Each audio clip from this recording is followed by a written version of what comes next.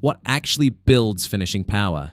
You need to train your body to produce force rapidly, and that requires a completely different approach than traditional strength training.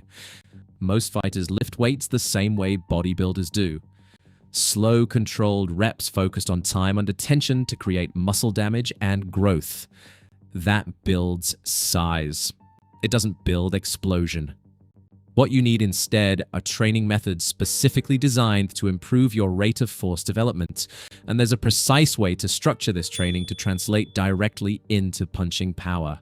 But before we get into the specific exercises and training protocols that actually work, you need to understand the force couple mechanism and momentum transfer, because these two concepts are what separate fighters who hit hard from fighters who hit like they're trying to cave in someone's rib cage.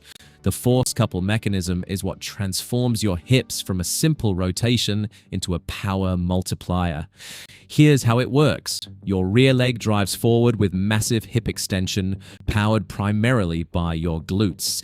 At the exact same moment, your front leg breaks backward through knee-dominant action. These two opposing forces don't just add together. They multiply. When forces act as levers in opposite directions around a single axis, they create twice the torque. That's not theory, that's physics.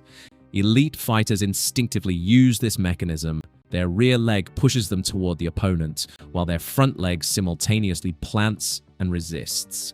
The pelvis becomes the fulcrum. Those opposing forces torque the hips violently, generating rotational power that no amount of isolated core work could ever produce. This is why fighters with incredible abs sometimes punch like they're underwater. They're training rotation. They're not training the force couple that creates rotation.